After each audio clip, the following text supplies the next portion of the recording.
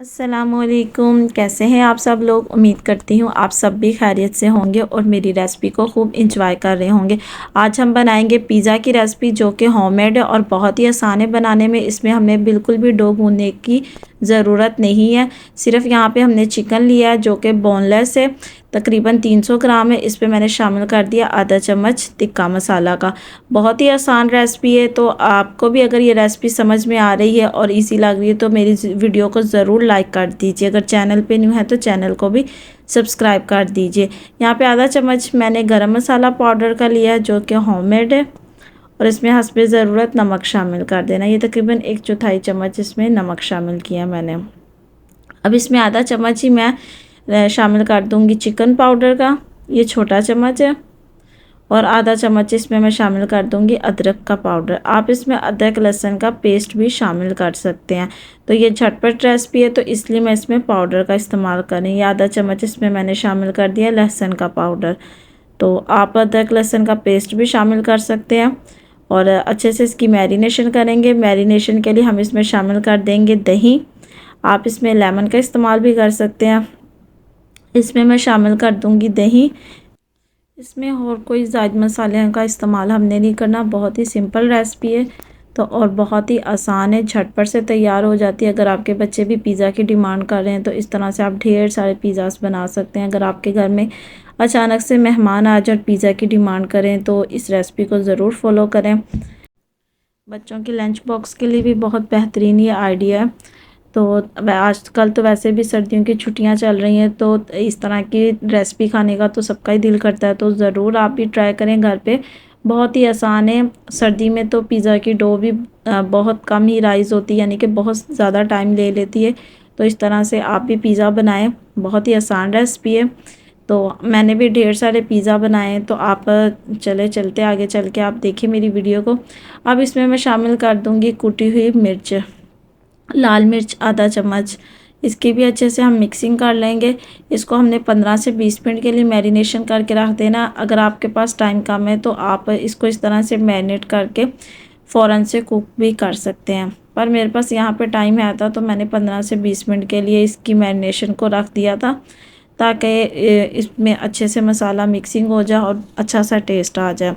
तो मैंने इसमें कोई ज़्यादा मसाले नहीं शामिल किए, बिल्कुल सिंपल जो हमारे घर में मौजूद मसाले होते हैं वही शामिल किए।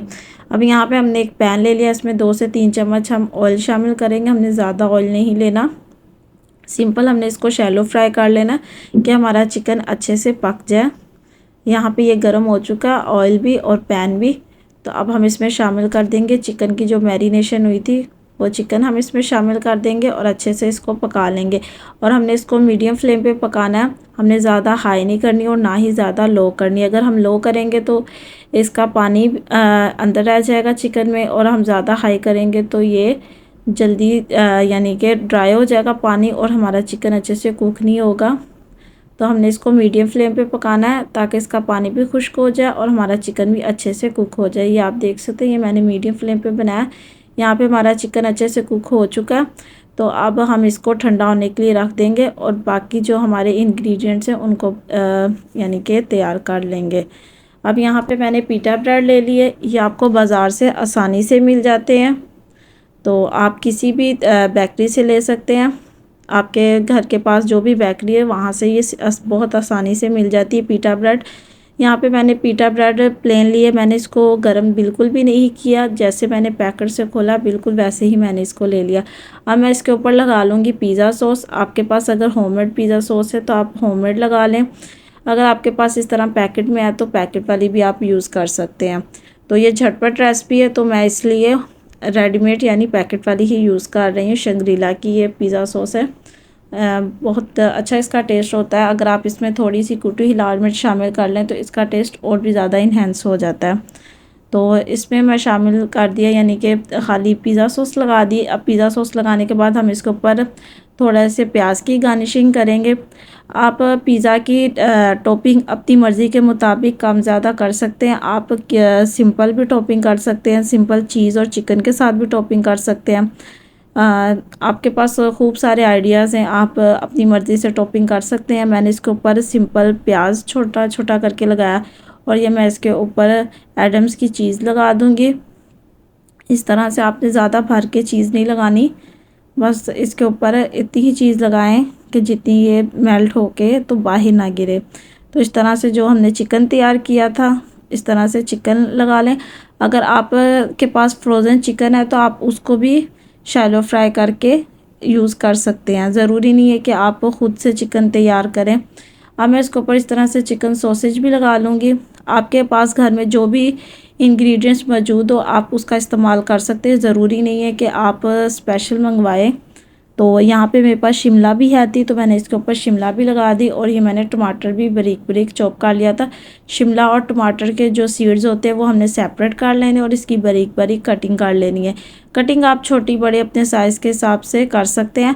मेरे बच्चे यानी कम खाते तो मैं इसलिए बिल्कुल छोटा साइज़ कर देती सब्ज़ी का। अब यहाँ पे बाकी भी हम ब्रेड पे इसी तरह से टॉपिंग कर लेंगे।